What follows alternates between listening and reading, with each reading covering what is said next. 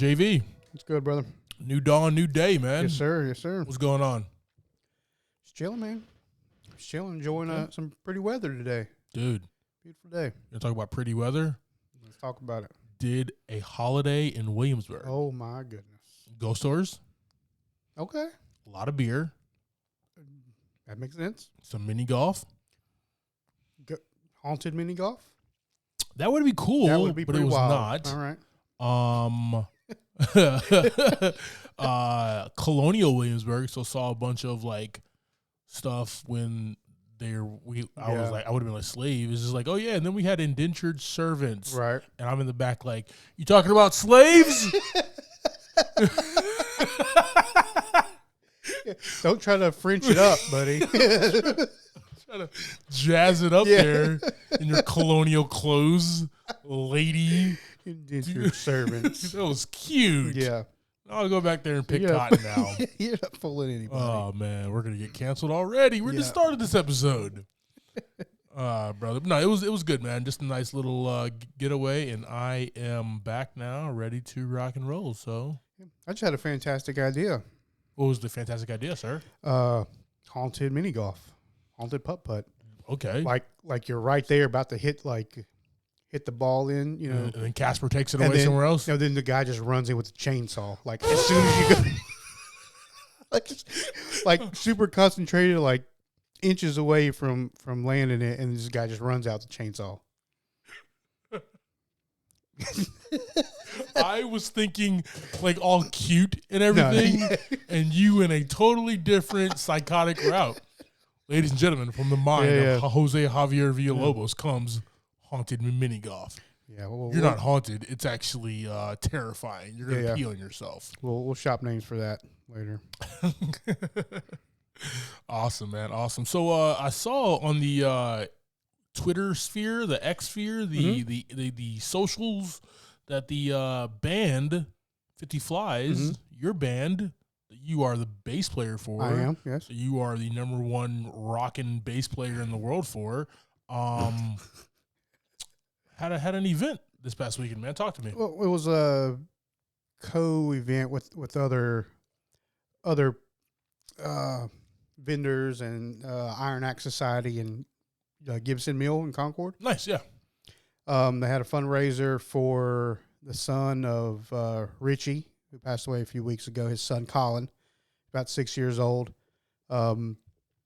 just to kind of help solidify his future, man. We raised, I think the GoFundMe was showing like a little over almost $8,000. Nice. Raised in the last few weeks. Nice. Just to help him with, school, stuff like that. All the sports, everything and stuff gets really expensive. I was a young boy at one point there, and my mother does not stop letting me know. Yeah. Same. But yeah, we raised, like I said, I think it was about to clear 8,000. Nice. So we went out and donated and sold some merch, donated all the funding to that, and had a great turnout. Do you have an axe throwing tournament or something? There was an axe throwing tournament. You're about to say you were not a part of it. I was not a part of it. It was the vibe that was coming off of your face. Well, you said you start out like asking me if I was in it. That's exactly what I was expecting, man. That I was not in it. You put the apples on each other's heads and you got to hit it with the axe, right? I think that's archery. You can do that in archery. You can't do that with an axe? I think you hold the apple in your mouth. Oh. And you have to hit the axe in the back of the apple. In the back of the apple? Yeah. Dude. So it doesn't hit your face, yeah. Does it have to land like this, vertical or horizontal? I think it just has to not hit your face. Just not kill you, right? No, that Iron Axe is it's a couple of years old now. Yeah. They moved in there. Have you been to that place at all? I have been to the Gibson Mill. I have not been to, you said Iron Axe? Yeah, Iron Axe. I've heard about it. It's in the, I think there's like an escape room there. Yeah. It's right there in that little alley. Okay. That little shopping center or whatever you want to call it. Really cool place. Shout out to Concord's Gibson Mill right there, guys. If you want to eat, drink, and play, you do all of that right there. Yeah, you really can. And to Yeah, they can play by throwing axes at people. Yeah. They don't condone that, guys. Yeah, they don't really do that there. Just so good time. Nice. Big turnout. Good deal. They did have a tournament for kind of regulars, and then people who were just showing up for the event joined. It was a good time all around. Awesome, man. That's what we love to hear, man. I'm glad you guys raised a bunch there. So, all right, brother, moving right along here. Got some good news for cinema and television. That was a good move, sir. Yeah, you like that? I totally forgot about that. The deadpan look you gave me too. He's like, Clyde, we're in a new segment. Yeah. I gotta hit the button, bro. I gotta hit the button. Go. What's up now? All right, ladies and gentlemen, good news here. The Writers Guild Association strike has ended. The WGA strike ended here. The writers were looking for increased funding and job security, increases in the writer's room, and a limit on the use of AI in the writing process. Nice. Looks like they made a deal here. So negotiations of this, we've been talking about this since like midsummer. Yeah, it's been a minute. It's been a long time here. So negotiations of a deal ran between September 20th and the 24th, and a vote to end the strike was had on September 27th. So writers are back. Good deal. Man, and I love it too. One of my favorite shows to watch is Last Week Tonight with John Oliver. He came back. Yeah, I think all those shows shut down for a little bit, right? All those late night shows definitely shut down. They actually had a podcast altogether. Yeah, I know. Strike Force 5. Yeah. Do you have a lightning bolt thing right there? That would have been dope right there if you did, because that's what they do every time somebody says Strike Force 5. I can put a lightning bolt. In post? Yeah, I can put it in post. All right, so I watched Strike Force 5. Hold right here for the lightning bolt. And we're good. Okay. Yeah. But that's back, guys. So good news is our writers are back. They're not going to have robots writing our amazing scripts and everything. It's going to be real human beings with real human connections to us here. Basically, the writers won. Unions win, guys. Good deal. So they got what they want. I'm pretty excited for them. Awesome. All right, man. So we have our music queens of like this decade. Right. Right. On one hand, we have Beyonce. Beyonce's been a queen for a few decades now, hasn't she? I agree. Yeah. I agree. Okay. And then the other one. Just want to make that clear. Hey, it's clear. Make that clear. You're right, sir. And then the other one is the Taylor Swift phenomenon. Yeah, she is blowing up. She has the power now. She's got all the rings, okay? She is Thanos, okay? Now she has Kelsey. She has all the rings, bro. Yeah. She's in the world of football now, okay? She's got a Super Bowl ring. Good. Yeah. She got two of them. Dang.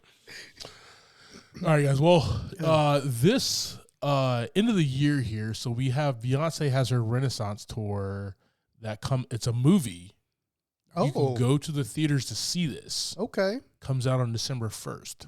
Interesting. Taylor Swift, the Eras Tour movie.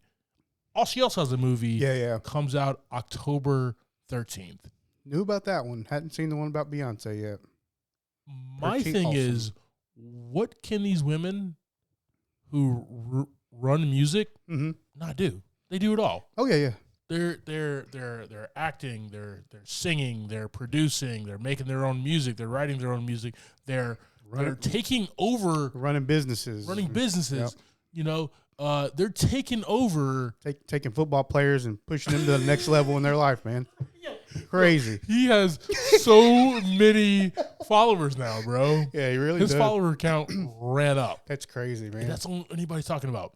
Yeah. Well, first point as far as Beyonce and Taylor, two awesome performers.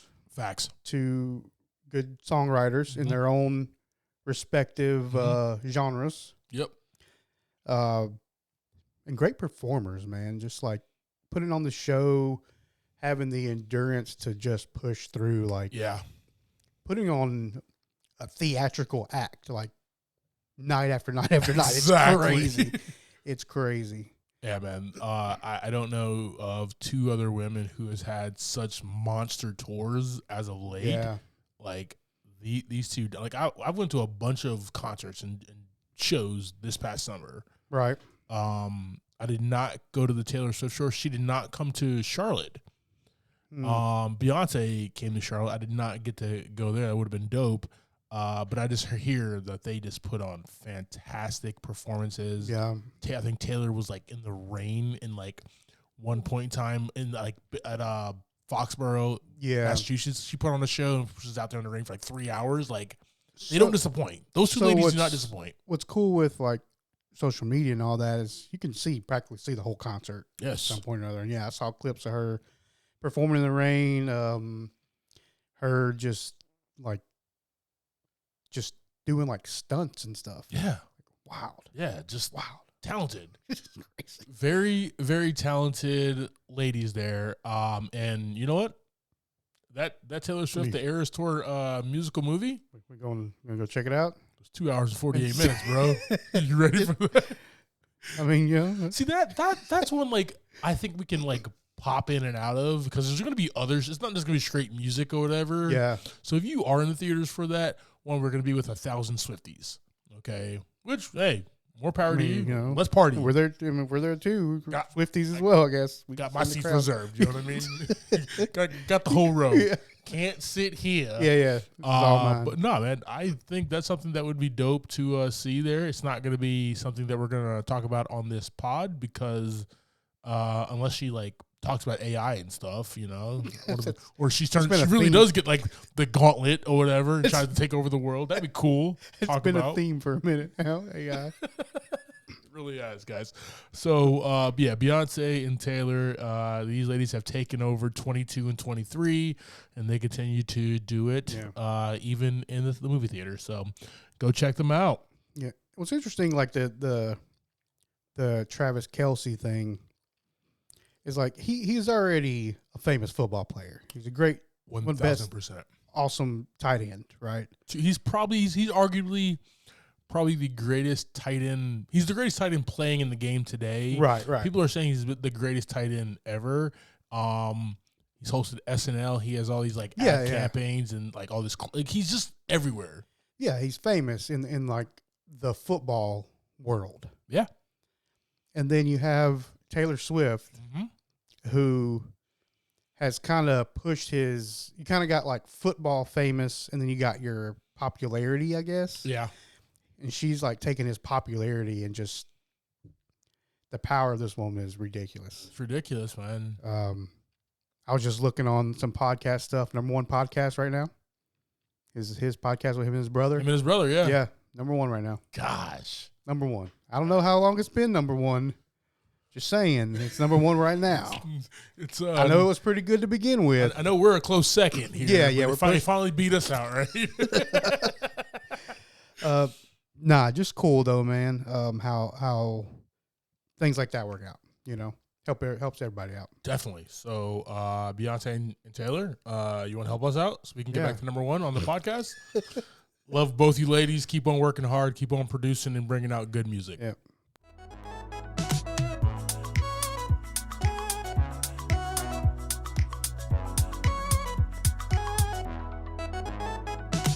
Welcome to this episode of Movie in a Pod. I'm Clyde Smith. And I'm Javier Villalobos. On this week's episode, we're discussing the trailers for Argyle, May, December, episode 7 of Ahsoka, and our movie of the week, The Creator. Love all you Swiftie fans.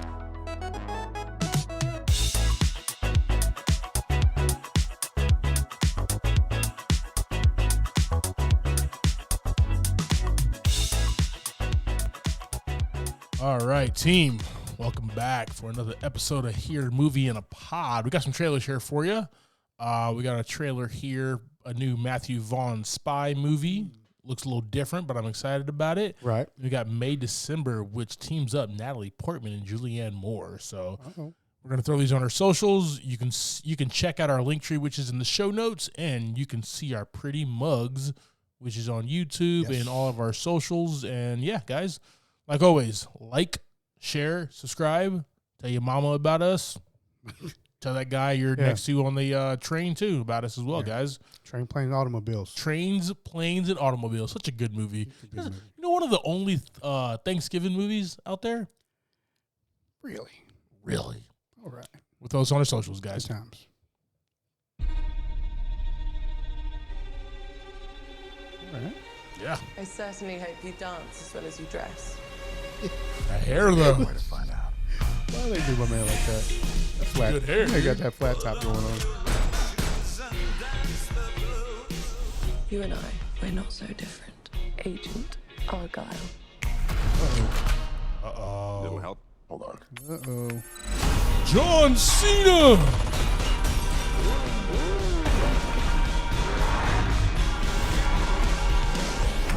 The book is I phenomenal. can see John Cena doing that. Like in real life. What Yeah, happens just next? dragging It's somebody called on a the cliffhanger, Mother. Ellie, it's called a cop-out. Whoa, hey! There's a cat in there. Sam Rockwell. Yeah, I Let's love go. Oh my God, you're Ellie freaking Conway. Author of Argyle series, Ellie Conway. I am such a fan. Oh, yeah? What is it you do? What's up, He's Joe? awesome, dude. He's so awesome. Here we go. So good right now. I love this book.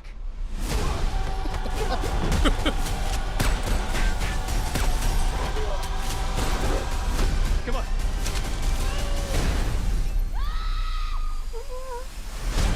She's hanging out with her cat. Yeah.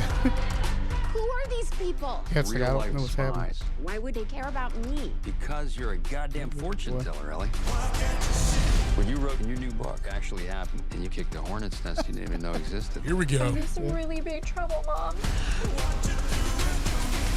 Oh, so now you're experimenting with drugs. It's the only logical thing. Yeah, naturally. Write the next chapter.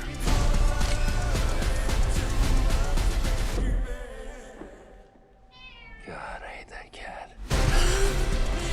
Dude, Sam Rockwell was a badass in this movie. He really okay? is. Yeah, that.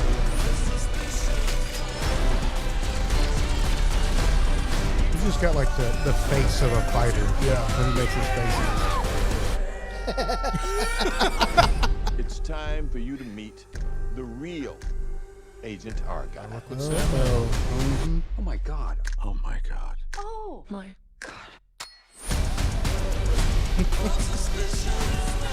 Probably came out with the shirt off or something. Clearly. Yeah.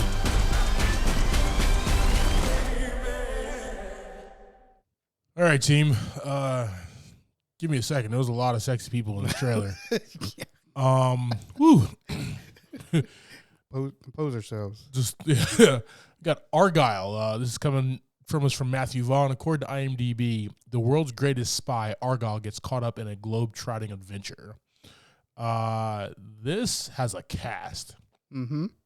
Dua Lipa, Sophia Boutella, Henry Cavill, Bryce Dallas Howard, Ariana DeBose, Sam Rockwell, Samuel L. Jackson, John Cena, Catherine O'Hara, Keep Bryan going. Cranston. Keep and going. it just continues, going. guys.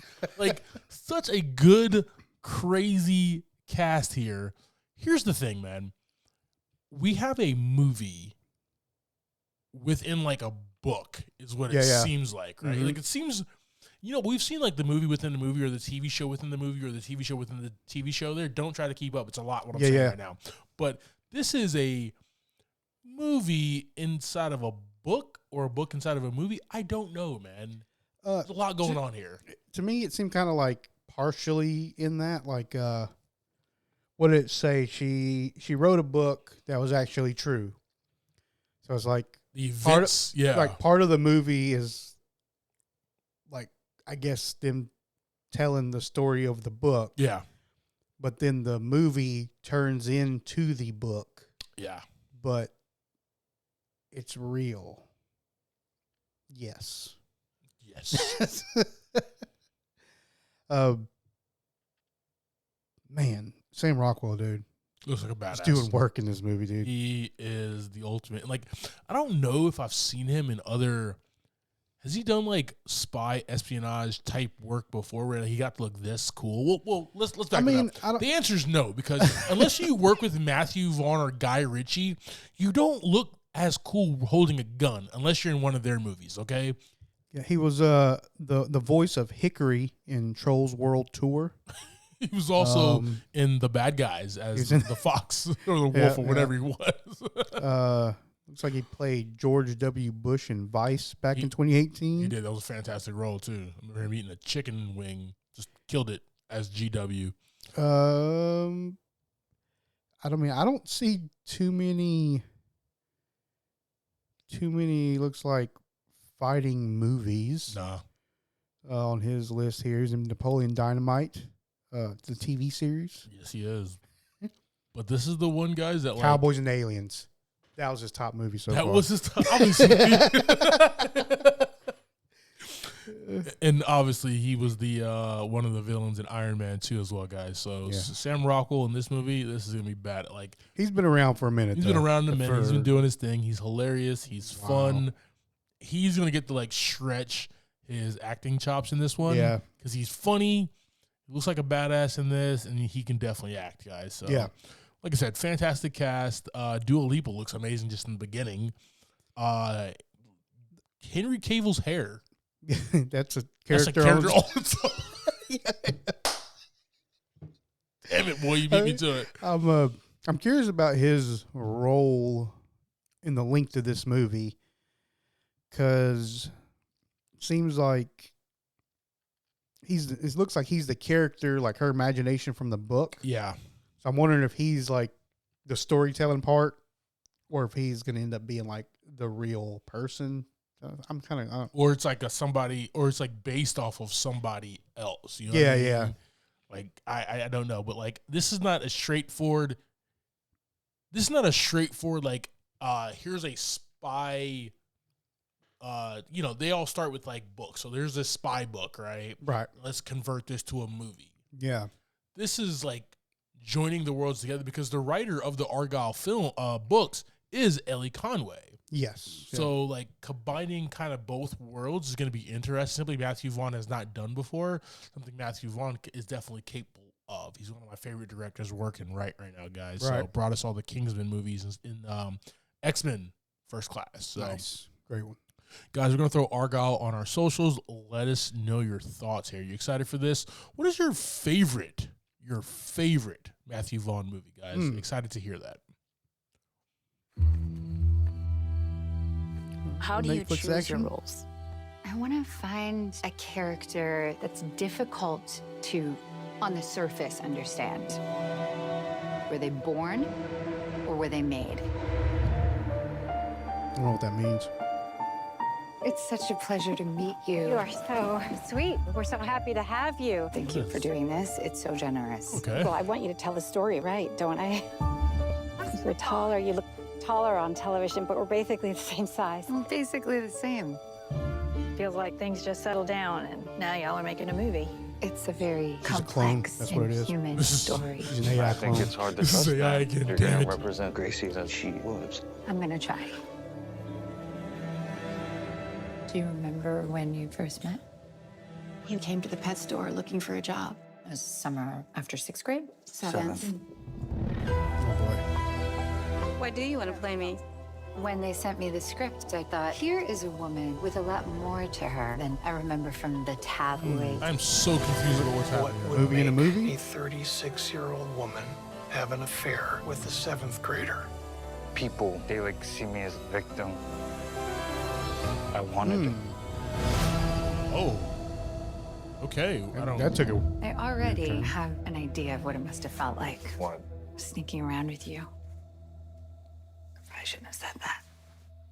She wants to sleep with him. She wants to sleep with him. She wants to be this woman. Why would you want to play someone who you think is a bad person? It's the moral gray areas that are interesting. She's getting on my last nerve. She's just everywhere I look.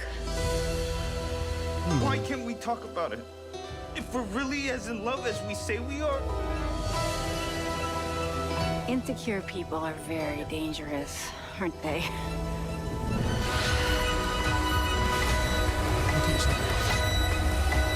She want to access her, or does she want to?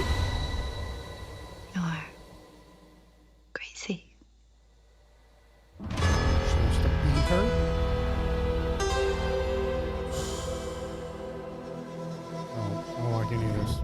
I don't like any of it. Abort. We're going to delete this section out. Let's go back to AI. Let's go back to AI.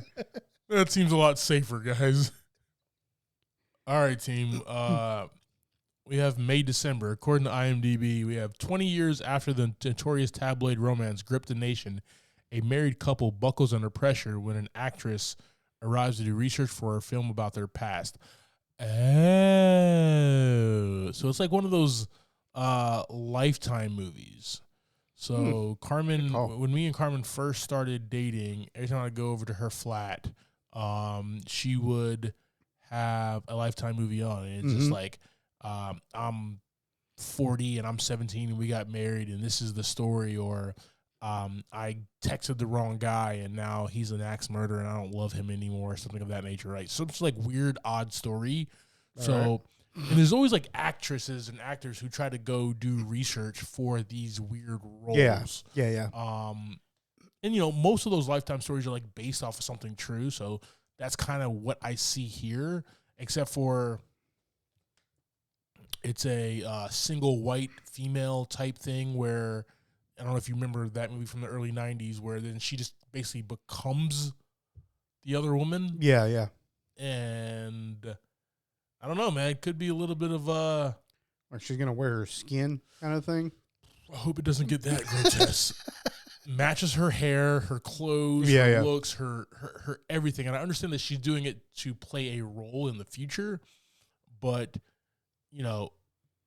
how do you really get into the role? You sleep with that guy. You know what I mean? Gotcha. Sleep with her husband. So it's going to be a lot drama filled. I see where this is heading. Yeah. The cool thing is going to be like, where does it land? That's going to be the interesting part for me for this one. Looks like the whole story is like you got the two Julianne Moore and Charles Melton's characters. They're a couple. They're maybe kind of stay to themselves. Mm-hmm. So it looks like because of the situation of he was so young. So now they got somebody coming in and like kind of dissecting what's going on, and maybe they're kind of looks like Charles is kind of seeing, hey, maybe this isn't the best thing to be happening. Yeah. I mean, I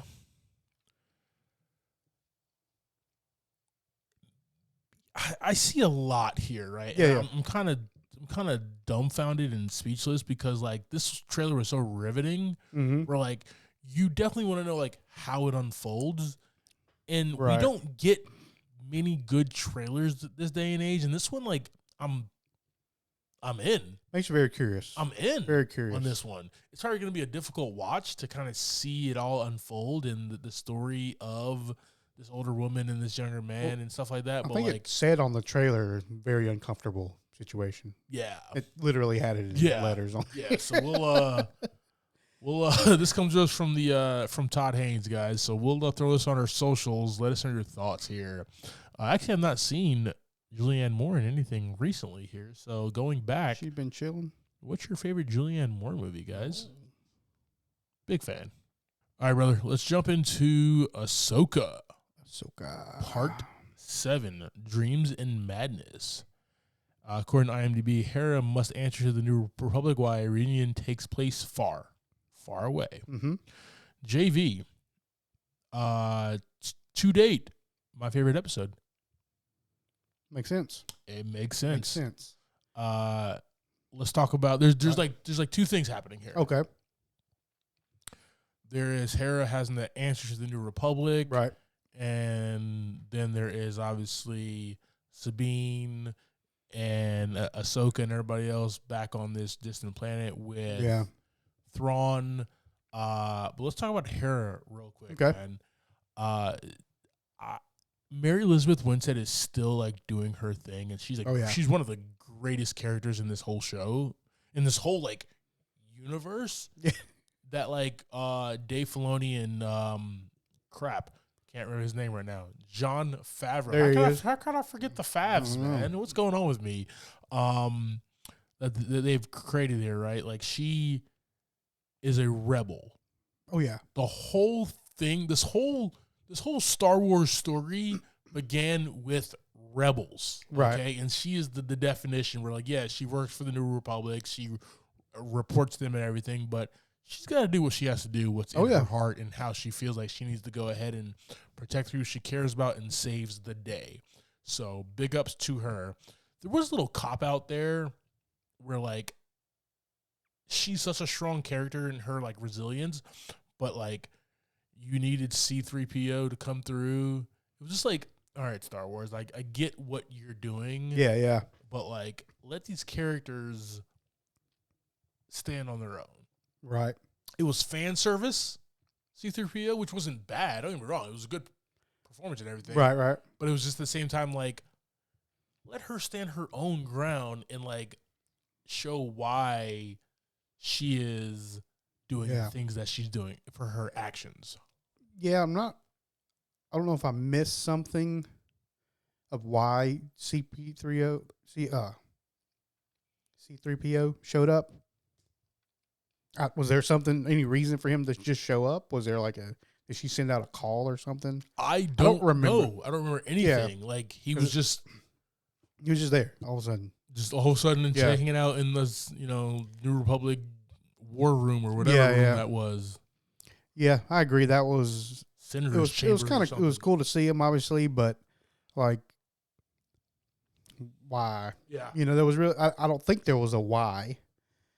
It was almost that time in The Last Jedi when you saw the hologram Yoda talking to Luke that last time, and it's just like, I remember like I enjoyed that scene. Mm-hmm. A lot of people in the theater was like, did you really have to do that, guys? Like, was that necessary? You can't let this like live.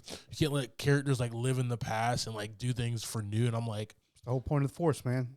They don't ever die. Force Ghost, baby. They don't die. C-3PO, man. He's a Force robot. Whatever. I love the Chopper, man. He's made an impact in that series as well. Yeah. Little orange one.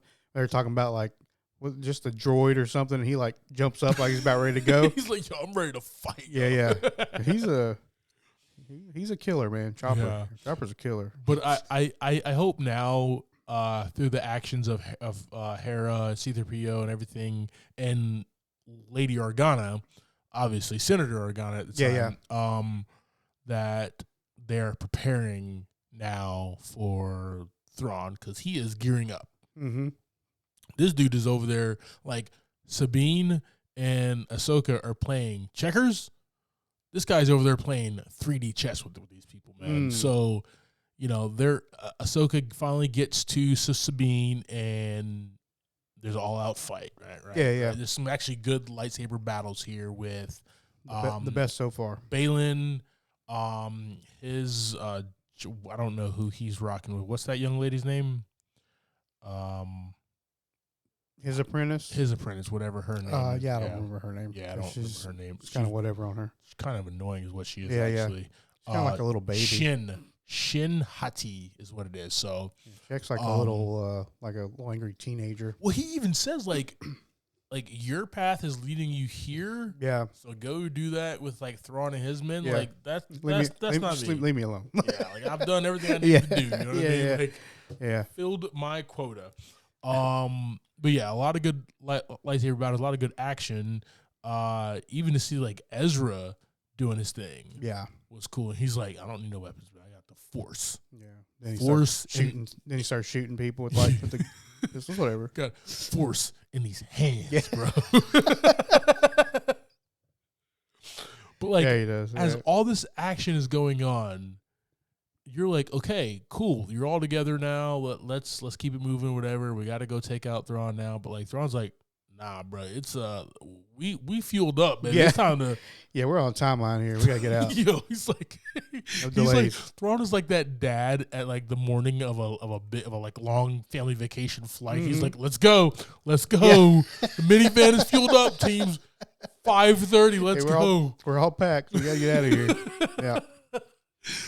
That's what he's doing, man. He's definitely playing a different game than everybody else. So that was just really cool to see the different layers of this episode, right? Like I said, you're on two worlds, but there's really like 3 different stories going on. Now the question is like,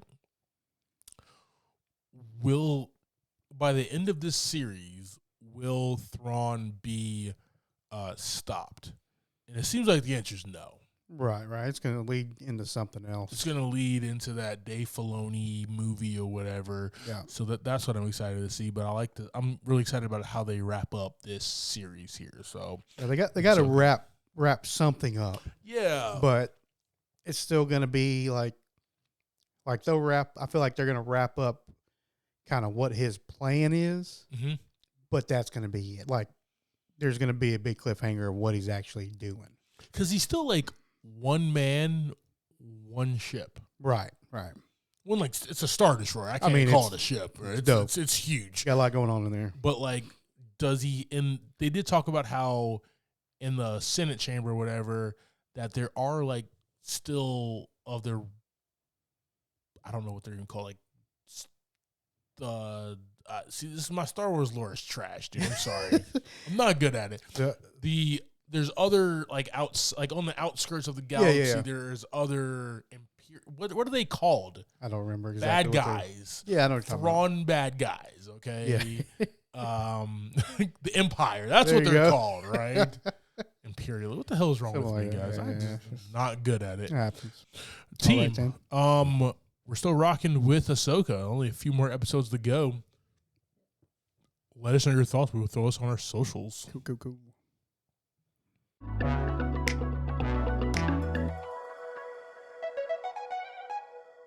All right, bro. Let's stop wasting time, man. Let's get into this week's movie. Alrighty. All right, man. This week, team, we have what do we have here? The Creator. Oh. So we dropped on September 29th, so just a few days ago. Depending on when you're actually listening to this pod, this does drop on Thursday. So listen to it and give us a thumbs up. I don't know what you give us a thumbs up on, but just give us a thumbs up anyway. All right. I think that's on YouTube. YouTube, give us a thumbs up. One of those right there. Can't some, see it, but I'm putting a thumbs up right now. Give us some stars on other stuff. There you go. Stars? I don't. All right. Yeah. Or buckets of popcorn, whatever. Guys, The Creator is directed by Gareth Edwards. Written by Gareth Edwards and Chris Weitz. We have an $80 million budget, and gross so far is $32.3 million. Nice. Starting this, we have John Washington as Joshua Taylor, Madeline Yuna as Alpha, or Alfie, whichever one, Gemma Chan as Maya Taylor, Allison Janney as Howell, Ken Watanabe as Heron, Sturgill Simpson as Drew, Amir Patel as Omni, Mark McConaughey as McBride, Robbie Tan as Shipley, Ralph Ineson as Andrews, Michael Esper as Cotton, and Veronica Ingo as Camille, which is one of the simulations. I think everybody else is human except for that one. And Alfie. Yeah. Cool. And Ken Watanabe. Oh, yeah. Yep. The great Ken Watanabe. Yes, all right, brother. Let's start at the top here with this movie. In the cast here, we got John. Cool. I don't want to say my synopsis or nothing this week. It's fine. Oh, wait. There is a synopsis, it's fine. guys. No, it's cool. Guys, don't worry about it. I should have went to work today, guys. This is my fault. JV, what is the synopsis of this movie, guys? God. Sorry. Drop it on us, brother. The world's at war over basically AI rights in quotations. And a super powerful weapon has been created that can either end this war for the better of the world or conquer it depending on which side of the war you're fighting for. Guys, and James Cameron told you this was going to happen. Yes, he did. And you don't listen. All right, man. Let's start at the top here. Never gonna listen, Clyde. Never. With John David Washington as Joshua Taylor, a military sergeant and undercover operative of the U.S. Army. Off the bat, it's like John David Washington, and you know he's going to bring a great performance. Right. I thought that he was just going to be a strong-willed military man in this. Mm-hmm. I did not know there was going to be so many layers and so many facets to this role. As far as him, going undercover to try to find out. I didn't know there was going to be a factor of like going undercover and trying to figure out who the big villain. Yeah, and his whole entanglement. That's in what in the end game of the situation. Jada Pinkett Smith, an entanglement there. but yes, there. So like he is undercover. He gets married. Yeah, he gets his wife pregnant, and that's kind of the driving force for him to one, do his duty as a military U.S. Army guy, and then the other side of that is the love he has for his wife and his not born yet child. Yeah. He split between the war. He split between the worlds. Also, they give him artificial arm and leg in this as well, right? Just to show that he is not fully 100% human either. I love that. So that's like a look that he is really like emotionally, but also physically split between the worlds. I got you. I really enjoyed how they fleshed this character out here, man. She's really quick in the movie. She doesn't really have that many scenes here, but let's talk about Gemma Chan. All right. As Maya Faye Taylor. She's the daughter of the original Nirmata, the title creator, and Taylor's wife. First and foremost, Gemma Chan, like, I saw her, and first time I saw her was Crazy Rich Asians. Okay. As a supporting role. She obviously got the lead role in the Marvel movie, The Immortals. Is that what it's called? I'm joking, team. The Eternals. The Immortals. That's a whole different comic book, I think. We're just useless knowledge in my head, always there. Right, where you saw in like those brief parts and even those flashbacks, she has that love for Taylor as well. But she's also split between both worlds. Yeah. We don't know for the longest, like, why. Yeah. What's her biggest connection to it? Like, we find out in the beginning, like, yeah, like, her parents died, and then she was raised by these robots, artificial intelligence, and stuff like that, and treated her like their own. But, like, you're still human. So why wouldn't you have that human connection? Right? So she's also like layered as well. She's also just absolutely like stunning in the entire movie, right? We talked about when Emily Blunt just had super glow and the one movie, whatever. Yeah. Jim Chan had this the entire time as well. Right. Really fun to see here. We got Alfie, a robotic simulate with the ability to remotely control technology.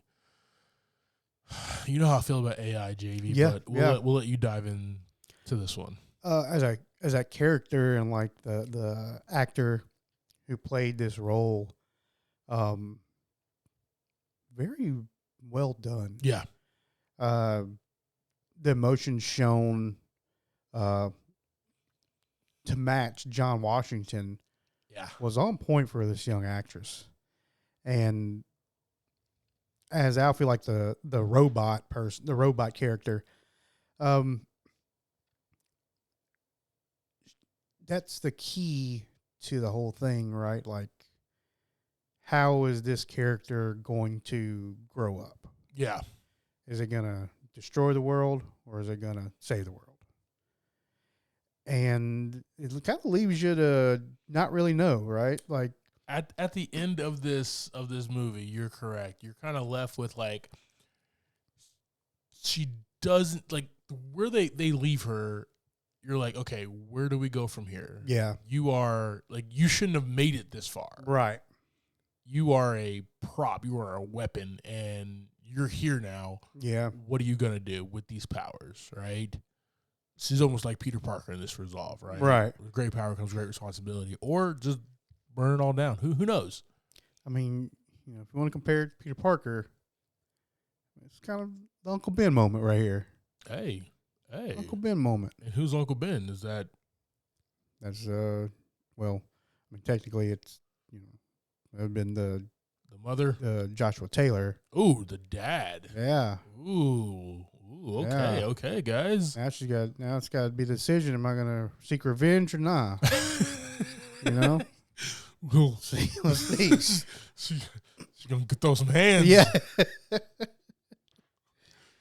Automatically link into like satellites, and then that's how the war starts right there, right, guys? She is Skynet. This is how this works, guys, okay? Everything's linked back. Everything's linked back to Skynet, guys. All right, here. So we have Allison Janney as Hal, a colonel in the U.S. Army who recruits Taylor. We know she hates AI. This was a different role for Allison Janney, man. Yeah, a lot. Like, as a military badass, like she was in the one movie which was small. I think it was a Netflix drop where she was like a CIA agent and she had to like take that. Like that was actually a really good movie. But this one, man, she is like you're rooting for her because she works for the U.S. military, and we're just naturally in our minds, if we're Americans, we just want to root for the U.S. military, right? But like, she's also keeping a lot of stuff close to the chest and not telling everything, and also straight up lying. Yeah, I mean, it's an interesting face to put like as the front for a kill squad. Yeah, very. Exactly. It's like, you know, it's a very motherly face and look that she's telling all these people to take them all out. Gonna kill them all. Yeah. Yes. But definitely enjoyable there.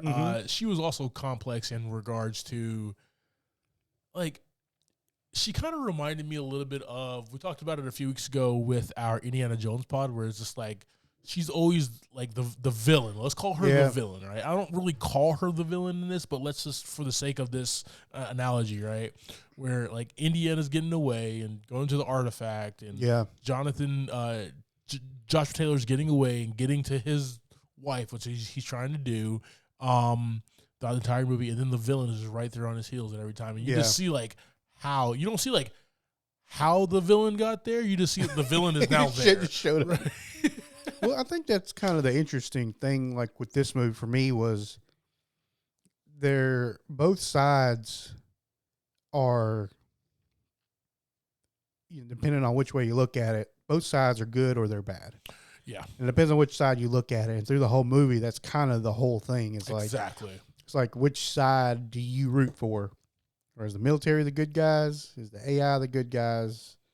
Who's good? Well, I mean, really good and bad is probably not the best words either. I agree. I was actually thinking that same exact thing, man. This movie got me thinking, like, what, like, the battle of good and evil, the battle of, like, truth and, false and truth. Yeah. And stuff like that. Like, there's so many elements of this movie that I really enjoyed here, man. And Allison Janney, in the middle of that, she just makes it more difficult.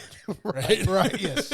Yes. All right. And this next character does as well here. So we got Ken Watanabe as Harun, a simulant soldier in New Asia.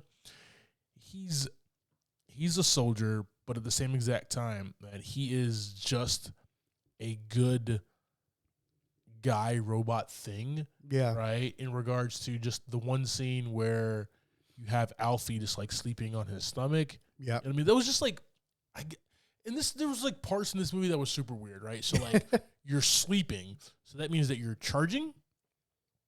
Because some of them were like plugged up. Yeah, I was about to say, I think that's like, you need to recharge the battery. Some of them had the aux cord in or something, you know what I mean? Yeah. But then like the one guy was also smoking weed. Oh, yeah. Where he got called out. Did you see that? Yeah, I think he was just, that's an R&R, man. He's just chilling, dude. I was so confused. Yeah, I did notice that. And he was just chilling. And then like Ken was drinking or eating or something. Yeah. What is happening here? Yeah, it's a lot of weird details in there that you don't really get. Like, why?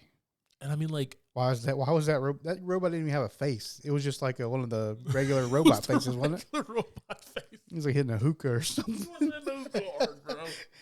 But they all had like that kind of weird personality, like it was just like a personality of just another soldier, like in the forest. Like, oh man, we got to get going. Let's get up.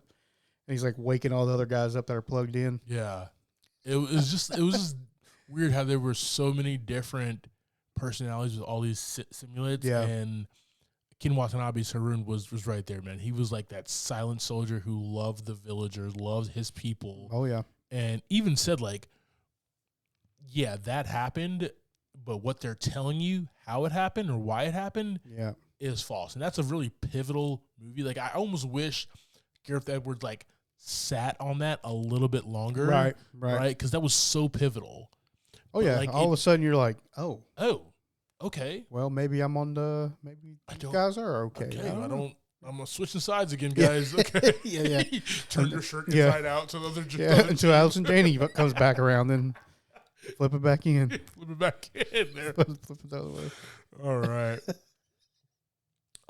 We got a few other people as well. I did like this character here, Amar Shadpa Patel as Omni. He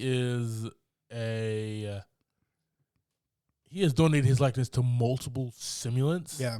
And it looks like a lot of them were like in the military as well, man. So There that was military police. Yeah. Police force too. Yeah, so that was really cool to see how they use, without telling us how they use the likeness of real people. Mm-hmm. They're just showing us, right? Yeah. In the story. So that was really cool to see there, man.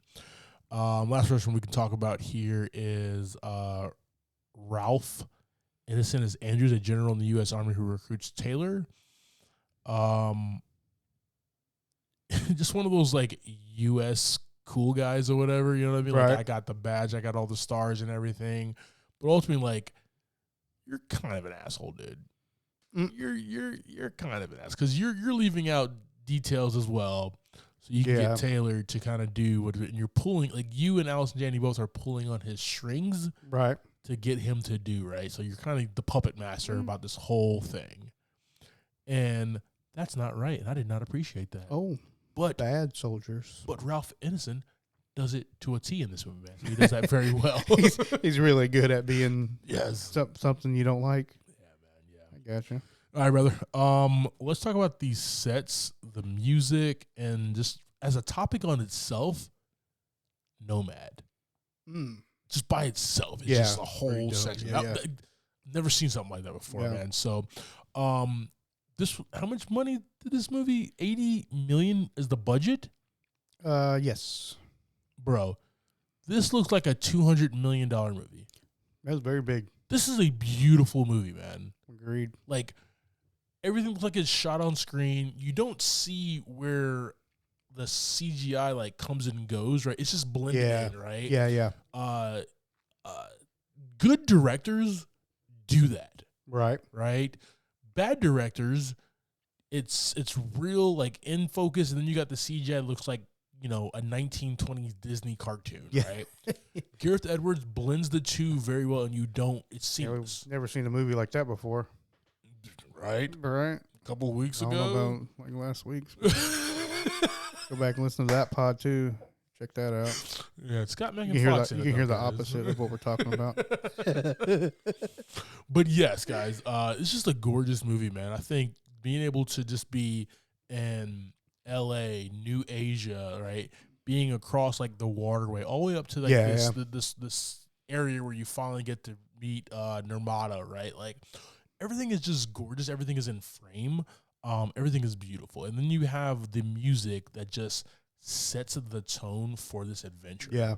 I really enjoy it, man. It comes from the great Hans Zimmer. Give a shout out to him. One of the best in the business. He gave us the Inception. Dongs. And obviously did all the Dark Knight movies as well. Yeah, real big set pieces. Yes. Just like you said, the forest, the water, going into that gigantic factory, I guess, was just as gorgeous as the outside was. Mm-hmm. Big. It was crazy how, like I said, it really blended everything together. Looked really nice. And, like, with the look and feel, man, you got like the scope of a Christopher Nolan movie. Yeah. And then, like, the grittiness when you're in the city of, like, Blade Runner, the original Blade Runner movie as well, man. You can see, like, how his inspirations in this movie, right? And how he's kind of sprinkled them and dropped them into the story. You also got like The Last of Us, you know, charting a young girl across this, you know, to get to this destination for this goal or whatever, man. So there's a lot of cool stuff that you did see in there. Nomad. So Pedro Pascal must have been a little busy. Shot this one. So it was like, hey, John David Washington, you free? I guess I'll do it. Whatever. Let's talk about Nomad here, man. Yeah. This thing is humongous, right? Right. And it like seems like it can go out of space, but also can like drop in over like closer over like cities and everything. It's just this humongous like ship thingy. What do you even call it? Yeah, definitely looked like some kind of alien tech. Yes. Because it wasn't like a typical airplane.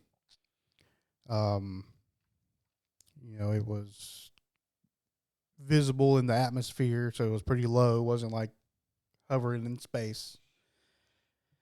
So it doesn't really ever explain like much about it, right? It's just a thing.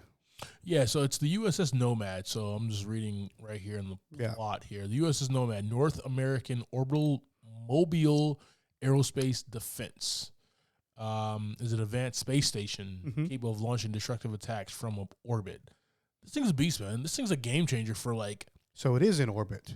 It is in orbit, but it seems like in the movie it looks like it's like way down in the atmosphere. Yeah. That's the vibe that I got as well. Maybe it can just do that. I mean, you know, who knows? I haven't finished my rocket science degree yet. I'm working on that online. I'm doing that online right now. I did not expect that, guys.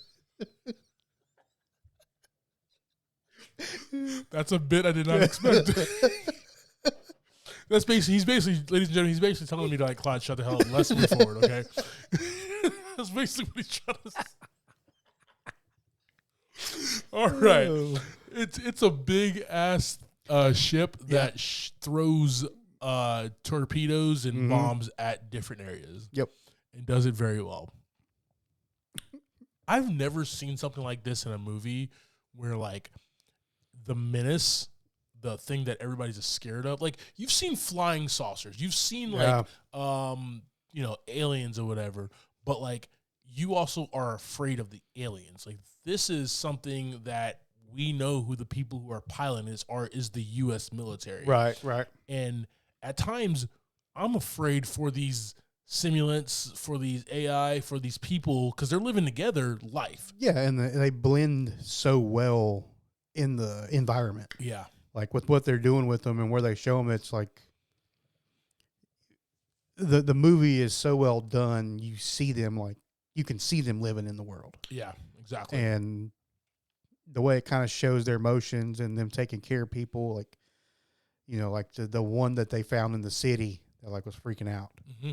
You know, kind of like, oh well, does it? Yeah. Does it have emotions and all that stuff? Just it's weird, wild, man. Yeah. So many different plots here that I really enjoy. But yeah, that Nomad thing, man, and wherever it was almost like that constant. What's about to F up next? Yeah, right. Especially with that blue light that was shimmering. You know what it reminded me of, though. What? You know, in Terminator. Okay, Terminator. They have the hunters that fly around. Yes. And they scan the ground. Yes. And they try to find humans. You know what? This is just the opposite. Now it's humans trying to find a robot because that's what it does. It scans and it finds the simulates and stuff on the ground, right? That's exactly what it does. You're saying, you know. Maybe you do have that rocket ship degree already, bro. Got like 3 more weeks, man. All right. 3 more Wednesday night classes. Push through. Push through, bro. You made it this far.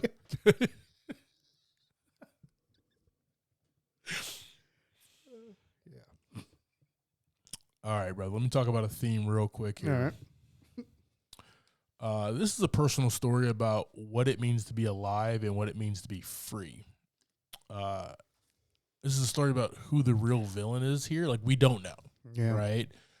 Maybe it's people who we're supposed to trust and love, right? I.e. the U.S. military, right? And this is not us bashing the U.S. military at all. Love our troops. But this movie kind of gives us those concepts about what really happened with that nuclear explosion in L.A. Why are we going out to destroy? Is it just a PR campaign that we're now going out to destroy all the simulants and Nirmata and all that stuff? Where seriously, they just want to live free. They just want to do their thing, live free, and live their life there. So there's a lot of concepts here that Gareth and Chris throw at us, man. What it means to be alive and what it means to be free is the biggest one.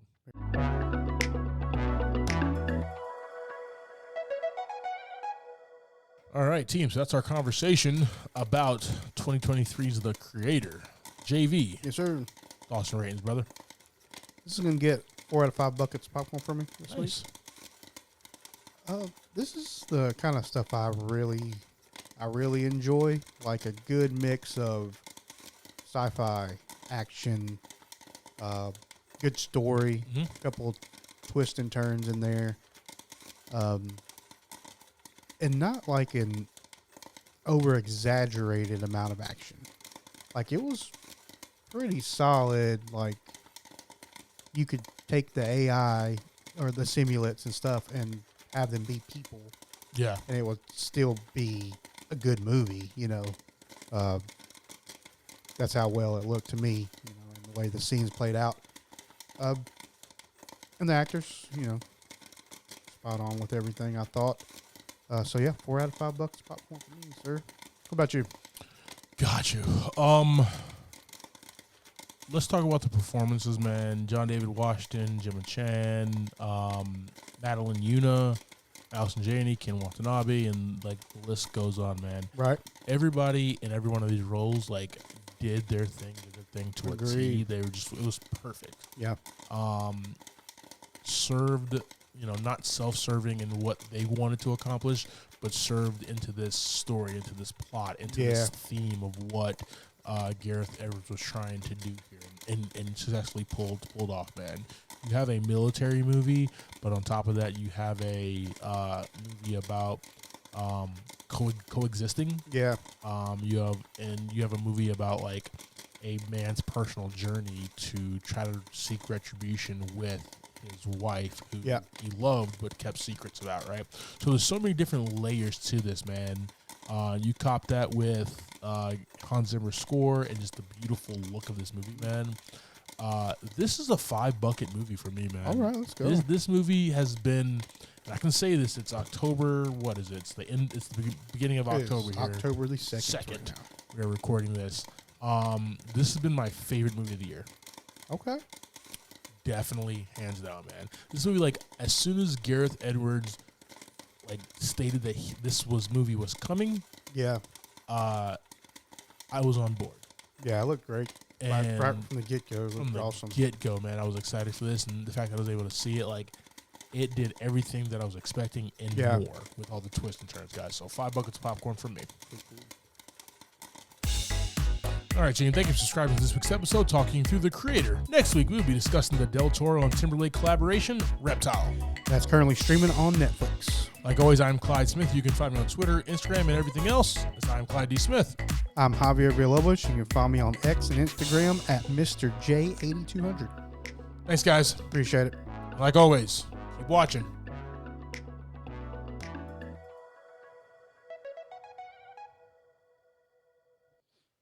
All right.